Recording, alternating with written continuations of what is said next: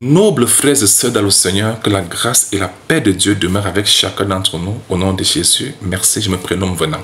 Toujours avec 2 mains posées sur le cœur, que j'aimerais effectuer avec vous le partage de la parole de Dieu sur la suite du thème que nous avons introduit dernièrement. À savoir, comment connaître et comprendre chaque livre de la Bible, tout en ressortant le résumé de chaque livre de la Bible. Après avoir terminé avec la phase de l'Ancien Testament, où on parlait de Christ de manière voilée, de manière promise, de manière voilée, de manière énigmatique, n'est-ce pas? De manière prophétique. Le Christ est pas là-bas de manière prophétique, il faut le savoir. Maintenant, on a touché la phase de Matthieu, Marc, Luc et Jean, où le Christ, le Messie qui avait été promis, le voilà qui s'est présenté aux hommes. Attention. Le Messie qui avait été annoncé dans l'Ancien Testament, ce n'est pas le petit de Dieu. Cette histoire qu'on vous a racontée comme quoi le fils serait allé voir le père parce que le père était tellement fâché et le père voulait détruire la terre et le fils serait allé dire au père que pardon, ne détruis pas la terre, laisse-moi, je vais aller les sauver, envoie-moi, je vais les sauver. Cette histoire n'existe pas dans la Bible, c'est un mensonge. Il n'y a aucun verset qui parle des histoires comme ça. C'est un mensonge. Même dans Isaïe 6, c'est Isaïe que Dieu va envoyer sur la terre. Il était là sur la terre, qu'il avait envoyé en mission. Et les gens attribuent cela à Jésus. Ça n'a rien à voir avec Jésus. Ce n'est pas Jésus. Amen. Une telle histoire n'existe pas dans la Bible. Ceux qui vous ont raconté cela vous ont menti. Allez leur demander de vous montrer le verset qui parle de ça. Ils sont incapables parce qu'ils ont inventé cette histoire. Le Messie de Dieu n'est pas le petit de Dieu. Ça n'existe pas. Au contraire, le Messie, qui est le sauveur de l'humanité, c'est lui qui est Dieu, promis venir sous une forme humaine pour sauver l'humanité de ses péchés. Dieu avait dit qu'il viendra lui-même. Isaïe 35, le verset 4. Il dit qu'en dehors de lui, il n'y a point de sauveur. C'est lui qui a annoncé, prédit et sauvé. C'est lui. Isaïe 43, 11 à 12. Les gens ne savent même pas ça. Ils ne savent pas que Dieu avait promis qu'il viendra. Il habitera au milieu de nous. Zacharie 2, le verset 10. Il a dit qu'il doit habiter au milieu de nous. Il marchera au milieu de nous. Les gens ne savent même pas. Amen. Bref, quand le Messie est annoncé dans l'Ancien Testament, le voici maintenant dans Matthieu, Marc, Luc et Jean. Matthieu, Marc, Luc et Jean démontrent la présence physique du Messie et le sacrifice qu'il a accompli sur la croix. Après sa vie sur la terre, le sacrifice qu'il a accompli à la croix. Ça, c'est la deuxième phase. Après sa montée, la troisième phase va donc commencer. C'est-à-dire, quand les apôtres iront donc parler de ce Christ, cette fois-ci, ces apôtres iront donc faire comment? Révéler les mystères de Christ. Dans l'Ancien Testament, Christ est annoncé comme un paquet qui est annoncé. Matthieu, Marc, Luc et Jean témoignent la présence de ce Messie qui est le paquet. Paquet entre guillemets, je pense ça comme un exemple. Et les épîtres maintenant, parce que maintenant dans les épîtres, le paquet là maintenant est... Ça veut dire que maintenant on ouvre le paquet et les mystères du paquet sont révélés. Donc les mystères de Christ sont beaucoup plus révélés dans les épîtres. Les épîtres, ce n'est pas la blague, hein. C'est là-bas que se révèlent les mystères de Christ. Ce n'est pas donné à tout le monde. Les gens ne savent même pas que dans Jean 16, Jésus lui-même, après avoir enseigné ses disciples, vers la fin de sa mission sur la terre, il avait appelé ses disciples, il leur avait fait une déclaration puissante. Il leur avait dit dans Jean 16, le verset 12, que j'ai encore beaucoup de choses à vous dire, dont Jésus n'avait pas encore tout dit. Il avait seulement dit certaines choses qu'ils devaient connaître à leur niveau. Mais il avait encore beaucoup de choses à leur dire. Il dit, j'ai encore beaucoup de choses à vous dire, mais vous ne pouvez pas les porter maintenant. C'est vrai.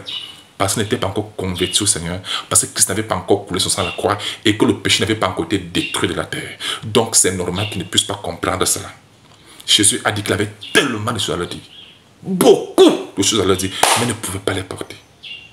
Mais il a dit au verset 13 que quand le consolateur sera venu, l'esprit de vérité, il vous conduira dans toute la vérité. Montrant ici que dans la phase où le Saint-Esprit viendra, maintenant c'est Christ-là, c'est beaucoup de choses dont Jésus-Christ parlait là, seront donc révélées dans les épîtres. Voilà pourquoi la Bible ne s'arrête pas après la montée de Jésus au ciel. Non, la Bible continue parce que Jésus avait dit qu'il y avait beaucoup de choses qu'il devait les annoncer. Ce sont ces beaucoup de choses-là donc, qui sont donc révélées dans les épîtres. Et les épîtres, ce n'est pas donné à tout le monde. Un véritable envoyé de Dieu doit avoir une maîtrise exacte des épîtres. Parce que c'est là-bas que tous les trésors du mystère de Dieu sont révélés. Les gens ne savent pas que Colossiens 2, le verset 2 déclare que Christ est le mystère de Dieu dans lequel se trouvent les trésors de la sagesse, l'intelligence et de la science. Christ est ce trésor. Il est comme un paquet qui a des mystères en lui. Donc, le paquet est annoncé dans l'Ancien Testament, qui est Christ. Matthieu, Marc, Luc et Jean témoignent de la présence de ce paquet. Et les épîtres, maintenant, c'est maintenant le paquet maintenant qui se révèle maintenant, qui s'ouvre maintenant, on commence à découvrir les trésors qui s'y trouvent. Ou alors qui se trouvent dans ce paquet, y compris la vie éternelle. Amen. Je reprends encore notre exemple, parce que c'est important d'avoir la base là. C'est comme si je suis annoncé dans l'Ancien Testament. Mais maintenant, dans le Nouveau Testament, Matthieu, Marc, les gens témoignent de ma présence, parce que je suis vraiment venu, je me vois là. Maintenant, après mon départ, maintenant, les trésors qui sont en moi commencent maintenant à être révélés aux hommes après mon départ. C'est comme ça donc que ça s'est passé entre l'Ancien Testament, Matthieu, Marc, Luc et Jean, et la phase des épîtres. C'est dans les épîtres là que la gloire de Christ, les mystères de Christ sont révélés. Voilà pourquoi tout le monde n'est pas prêt à enseigner sur l'Ancien Testament, sur les épîtres. Remarquez bien, vous allez voir que la plupart des gens aiment beaucoup plus enseigner dans les évangiles, dans l'Ancien Testament. Ils n'aiment pas trop toucher ils n'aiment pas trop mettre l'accent sur les épîtres. C'est comme s'ils fuient les épîtres. Ils touchent un peu, mais ils fuient. Ils ne sont pas très spécialisés dans les épîtres. C'est parce qu'ils ne sont pas envoyés. Les vrais envoyés de Dieu maîtrisent les épîtres. Parce que c'est dans les épîtres que les mystères de Christ sont révélés. Ce n'est pas donné à tout le monde. Amen. Très bien. Maintenant donc, après la montée de Christ au ciel, qu'est-ce qui va se passer? Je vous mets maintenant dans le contexte des épîtres maintenant. Christ va monter, il enverra son esprit qui va animer les apôtres. Les apôtres vont commencer à annoncer la bonne nouvelle du royaume, qui est Christ. Ils vont commencer à révéler le mystère de Christ. N'est-ce pas? Et ils étaient tellement opprimés, oppressés, persécutés. Et parmi l'un de leurs grands persécuteurs, il y avait donc Saul. Saul est un très grand persécuteur des enfants de Dieu, de l'église du Seigneur. Et en ce temps-là, pendant qu'il était en route pour Damas pour continuer sa persécution, le Seigneur s'est révélé à lui et il a été changé de Saul à Paul. Il est donc devenu l'apôtre Paul. Et Paul étant devenu l'apôtre Paul, Saul étant devenu l'apôtre Paul, Dieu va donc l'envoyer vers les nations païennes, c'est-à-dire ceux-là qui n'étaient pas des juifs, on les considérait comme les païens. C'est vers eux que Dieu va envoyer Paul, n'est-ce pas? Et Paul a organisé 3 grands voyages. Il allait de ville en ville pour annoncer le mystère de Dieu qui est Christ, n'est-ce pas? Et chaque fois qu'il apportait la bonne nouvelle du royaume qui est la personne de Jésus-Christ, ceux qui se convertissaient et qui devenaient les enfants de Dieu, ce sont ce qu'on appelle l'église. L'église n'est pas le lieu de rassemblement. L'église, ce n'est pas les 4 murs. Non! L'église, c'est ceux qui sont devenus enfants de Dieu. Ce sont eux qui constituent l'église du Seigneur. Donc l'église, ce sont les individus et non le lieu ou le bâtiment. Est-ce que c'est trop clair? Et pas n'importe quel individu, celui qui est né réellement de Dieu, c'est lui qui est l'église du Seigneur. Donc quand on dit, par exemple, s'il y a 5 enfants de Dieu en France, par exemple, on dira l'église du Seigneur qui est en France. On ne parle pas du temple, on parle de ces 5 enfants de Dieu là qui se trouvent là-bas en France. Ce sont eux qui constituent l'église du Seigneur en France, l'église du Seigneur aux États-Unis, l'église du Seigneur en Afrique. On parle des individus qui ont confessé Christ comme Seigneur et Sauveur et qui marchent dans la droiture, dans les voies de Dieu. Voilà donc l'église du Seigneur. Est-ce que c'est clair? Quand on dit que le jugement commence à l'église, ce n'est pas comme si le jugement va commencer dans un temple. Non, ce sont les hommes. Quand on dit que Jésus viendra enlever son église, ce ne sont pas les temples qui viennent enlever, ce sont les humains, ceux qui sont nés de lui. Vous avez bien compris la notion de l'église, non?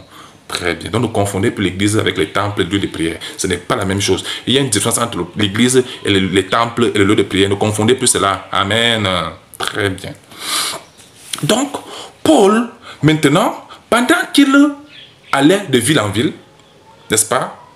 Dès qu'il finissait sa mission, vous savez, pour rester toujours en contact avec eux et continuer à leur apporter les mystères de Christ, n'est-ce pas? À l'époque, là, il n'y avait pas les technologies que nous avons aujourd'hui. Il n'y avait pas ça. Il n'y avait pas de téléphone qui va faire les vidéoconférences. Il n'y avait pas de technologie. Donc, la seule façon pour Paul, ou même pour les apôtres, d'être en contact, de causer avec les frères et sœurs de l'autre côté, ça se passait par des lettres, d'où le terme épître. Quand Paul écrivait la première lettre aux frères et sœurs qui vivaient par exemple à Corinthe, on appelle donc 1 Corinthiens. Le 1 là montre la première lettre, 2 Corinthiens montre la deuxième lettre. Donc on dit l'épître de Paul, première épître ou bien première lettre de Paul écrite aux Corinthiens, parlant des frères et sœurs qui vivaient à Corinthe. Deuxième lettre de Paul écrite aux bien-aimés frères et sœurs qui vivaient en Corinthe, d'où 2 Corinthiens. 2 Corinthiens, c'est une façon contractée de présenter cela. Amen. Thessalonique, même chose. Première lettre. Quand Paul s'adressait aux Romains, aux frères et sœurs qui vivaient à Rome, il parlait de l'épître de Paul aux Romains, l'épître de Paul aux Galates, l'épître de Paul, première épître de Paul aux Thessaloniciens, ainsi de suite, deuxième épître de Paul aux Thessaloniciens. Bref, Paul n'est pas le seul à avoir écrit, les épîtres, mais il est le seul à avoir écrit la plupart des épîtres, n'est-ce pas? Pierre a aussi écrit l'apôtre Pierre. On parle de la première lettre de Pierre, 1 Pierre, deuxième lettre de Pierre, 2 Pierre. Jacques a aussi écrit, ainsi de suite. Jean a écrit première lettre, 1 Jean, deuxième lettre, 2 Jean, troisième lettre, 3 Jean. Vous voyez maintenant, non? C'est comme ça que ça se faisait en ce temps-là. Avez-vous bien compris? Donc, il est vrai que dans le contenu des lettres, il y a non seulement le mystère de Christ était révélé, qui était d'abord le message essentiel, mais il y avait aussi les messages spécifiques en fonction des situations qui se passaient là-bas, l'état de l'assemblée en ce temps-là. Par exemple, quand Paul écrit aux Romains, il y avait des juifs et des non-juifs, et la loi régnait tout là-bas. Donc, Paul les faisait comprendre qu'en Christ, il n'y a pas la loi, c'est l'amour. Car l'amour est l'accomplissement de la loi des prophètes. Vous comprenez? L'amour est l'accomplissement de la loi des prophètes. Il leur faisait comprendre que l'homme n'est pas justifié par la loi, mais par la foi en Jésus. Amen. Et que Christ est la fin de la loi. Les gens ne savent même pas ça. Romains 10:4. Christ est la fin de la loi. Après avoir accompli la loi, il a mis fin à la loi. Les gens ne savent même pas ça. Christ est la fin de la loi. Pas pour tout le monde, mais pour la justification de tous ceux qui croient. Dieu nous exhorte à vivre dans l'amour. La loi veut dire qu'on te force à faire les choses, on te force. Non, tu fais les choses comme Dieu le veut, librement. Amen. Amen. Donc, Paul est en train de beaucoup travailler sur l'affaire de loi là. En faisant comprendre aux gens que ceux qui respectent la loi, ceux qui ne respectent pas, ben, les juifs et non-juifs sont tous des pécheurs. N'est-ce pas? Et que les gens doivent venir à Jésus-Christ pour hériter le salut et la vie éternelle. Et que les œuvres de la loi là ne vont pas les sauver. Ceux qui pensent que Dieu va peser les bonnes actions et les mauvaises actions pour aller les faire entrer au ciel, ça ne marche jamais comme ça. Parce que la loi a un principe, c'est que si tu as raté 1 sur 1000, tu as tout raté. Jacques 2, le verset 10 le confirme clairement. Si tu observes toute la loi, parce qu'il y a 612 lois, et tu pèches contre un seul, tu es coupable de tout. Donc c'est 0 sur 672. Il n'y a pas de... Soit c'est 20 sur 20, soit c'est 0 sur 20. Il n'y a pas question de 15 sur 20 dans la loi. Les gens ne savent même pas ça. Paul est en train de démontrer ces choses dans ses épîtres. Pour faire comprendre aux gens qu'on ne peut pas plaire à Dieu par la loi, par les œuvres de la loi. Ce n'est pas les œuvres de la foi. Il faut marcher dans la foi. Amen. Parce que beaucoup rejetaient Jésus, parce qu'ils se glorifiaient de leurs œuvres, que ce n'est pas leurs œuvres. Non. Tes œuvres ne peuvent pas t'amener à plaire à Dieu. C'est ta foi en Jésus-Christ. C'est Christ qui peut. C'est lui qui te donne la paix avec Dieu, Christ. Donc, Paul a beaucoup mis l'accent dessus dans ses épîtres. Amen. Amen. Et il disait donc que pour ceux qui sont en Jésus, il n'y a donc aucune condamnation pour ceux qui sont en Jésus. Romains 8, le verset 1. Le même Paul dit maintenant qu'à tous ceux qui sont nés de Dieu, Dieu nous a dégagés de la loi. Tu vas me dire que c'est écrit où? C'est écrit dans Romains chapitre 7, le verset 6 et 7. Dieu nous a délivrés de la loi. Dégagés de la loi. Les gens ne savent même pas ça. Maintenant, nous exhorte à vivre dans l'amour. Amen. Ça, c'est l'épître de Paul aux Romains. Maintenant, quand Paul s'adresse maintenant aux Corinthiens, Qu'est-ce qu'il dit? Le problème là-bas, c'est quoi? C'est que dans l'assemblée corinthienne, il y avait des divisions.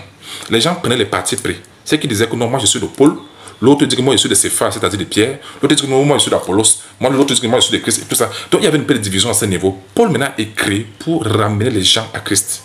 Et en leur faisant comprendre que ce n'est pas une affaire d'homme. On ne s'attache pas aux hommes. On s'attache à Christ. Vous comprenez? Les mêmes problèmes qu'on voit aujourd'hui. Paul avait résolu ces problèmes depuis. Et ne pensez pas que Paul racontait des choses venant de sa tête. Non. Il le dit dans Galates 1, le verset 11 et 12. Il dit, frères, n'est-ce pas? L'évangile que vous annoncez ne vient pas ni d'un, je n'ai ni reçu ni appris d'un homme. Mais par une révélation de Jésus, montrant que c'est Jésus-Christ qui révélait maintenant. C'est beaucoup de choses dont il avait annoncé à ses disciples que j'ai encore beaucoup de choses à vous dire, mais vous ne pouvez pas les porter maintenant. Voilà, maintenant c'est beaucoup de choses que Jésus lui-même est en train de révéler à travers les apôtres après son sacrifice à la croix.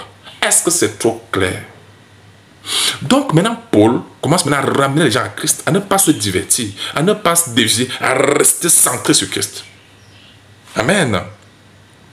Et cela commence à aller parler aussi des dons spirituels dans Corinthiens 12. Amen. Et Paul maintenant va commencer aussi à annoncer un certain nombre de choses. Il a dit dans 1 Corinthiens 12 qu'il y avait plusieurs, il y a diversité de ministères, les gens ne savaient même pas ce que c'est. Mais dans Corinthiens 3, il explique maintenant ces deux ministères dont il est en train d'annoncer. Parce que les gens ne savaient même pas ce que c'est. Vous comprenez? Dans sa première lettre, il écrivait des choses, les gens ne comprenaient pas. Il écrivait une deuxième lettre pour clarifier davantage, vu que les gens ne comprenaient pas. Vous comprenez? C'est pas tout. Et il y avait un autre problème qui se passait. Vous savez que Paul avait été, il est l'apôtre des païens. Ça veut dire qu'il s'adressait aux gens qui étaient de nationalités différentes, des langues différentes. C'est comme les Chinois sont dans une même assemblée avec les Français, avec les Russes, avec les Anglais, avec les Africains. Ils aiment Jésus, mais ne se comprennent pas de langue. En ce cas-là, on fait comment? Si vous étiez dans une telle assemblée, vous allez faire comment? Vous comprenez pourquoi Dieu, Paul, dans ce cas-là, parce qu'il y avait plusieurs personnes, plusieurs païens, chacun avec sa langue et tout ça, chacun venait maintenant persévérer. À ce temps-là, ils ne se comprenaient pas de langue. Voilà pourquoi Paul a parlé de diversité de langue. Les gens pensent que Paul parlait de diversité de langue parce qu'il voulait impressionner les gens. Non, c'était pour mettre cet ordre-là pour que chacun soit édifié. Voilà pourquoi il a parlé des interprètes. Qu'il y ait des interprètes pour édifier les autres. Ou bien qu'il y ait quelqu'un qui a une interprétation de langue pour pouvoir édifier les autres. Sinon, on se tait et on parle à Dieu et à soi. C'est ce que Paul a dit. Donc, vous voyez que les gens utilisent même le parler à la langue aujourd'hui, même dans le mauvais sens. Ils ne comprennent même pas ce que ça. Parce qu'il faut savoir, il y a beaucoup de parler à la langue qui ne sont pas de Dieu. Que ce n'est pas l'esprit de Dieu. Parce que quelqu'un qui n'est pas né de Dieu, qui parle la langue, son parler à la langue, c'est du diable. C'est la vérité. Celui qui n'est pas converti au Seigneur, qui n'est pas encore né de Dieu, mais qui parle la langue, son parler à la langue, c'est le diable. Ça ne vient pas de Dieu. Satan, n'oubliez pas que Satan aime imiter. En tout, il y a le vrai et le faux. En tout, il y a le vrai et le faux. Satan aime beaucoup imiter Dieu. Fait le faux de ça. Très bien. Je vais prendre les détails. Alors, je vais vous faire comprendre que Paul régler ce problème justement, mettre de l'ordre dans cette assemblée à Corinthe pour que ceux qui vivent à la Corinthe puissent être édifiés les uns les autres et qu'ils ne soient pas brouillés en termes de langue, en ce qui concerne les langues. Vous comprenez? C'est un peu comme dans Acte 2. Comme il y avait des gens qui étaient venus, qui étaient de différentes nationalités, qui avaient de différentes langues, Dieu a permis que les apôtres, les disciples parlent en d'autres langues afin que chacun d'eux reçoive l'évangile de Jésus-Christ en sa propre langue, à sa langue maternelle.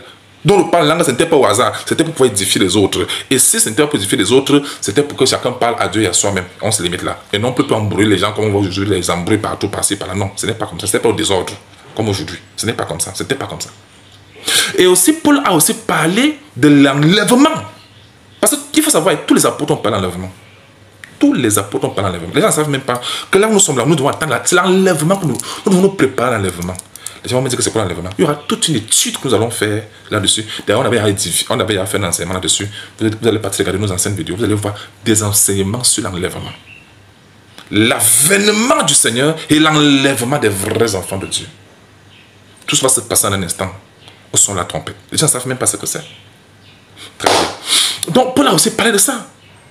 Paul a parlé de tellement de choses. Donc, bref, les épîtres avaient pour contenu les mystères de Christ et aussi pour régler les problèmes qui se vivaient dans ces assemblées-là, tout simplement. Avez-vous bien compris? Avez-vous bien compris dans les épîtres? Et je vous ai dit que si vous voulez connaître les mystères de Christ, Ce n'est pas l'Ancien Testament. L'Ancien Testament, c'est on annonce Christ. On ne donne pas tous les détails. On annonce juste Christ de manière voilée, de manière ainsi de suite. Il peut aussi avoir des leçons de la vie, hein, c'est normal. C'est normal. On peut aussi avoir des leçons de la vie là-bas. Mais le contenu de Christ n'est pas révélé là-bas. Le contenu, le paquet qui est Christ, ce mystère devait être révélé après son sacrifice à la croix. Amen. C'est en ce temps-là, donc, il y a une révélation du mystère de Christ dans les Épîtres. Amen. Tout véritable serviteur de Dieu qui est appelé à conduire le peuple de Dieu et à porter le mystère de Christ doit être très fort, très assis. Quand il s'agit des mystères, quand il s'agit des Épîtres, il doit être très fort là-bas. Ce n'est pas la blague. Nous ne sommes pas les enfants de l'Ancien Testament. Nous sommes les enfants du Nouveau Testament, de la Nouvelle Alliance. L'Ancien Testament annonce l'arrivée de Christ. Matthieu, Marc, Luc et Jean témoignent la vie de Christ sur la terre. Et les Épîtres révèlent les mystères de Christ. Avez-vous bien compris? Amen. Si quelqu'un a des difficultés à ne pas bien comprendre les épîtres de Paul, les épîtres qui sont écrits, ne comprendre rien, c'est même notre travail. Vous aider à comprendre ces mystères de Christ. Amen. Si les gens n'enseignent pas Christ, ils sont complètement à la déviation totale. Ils ne sont pas là en Dieu. Ils sont dans la confusion totale.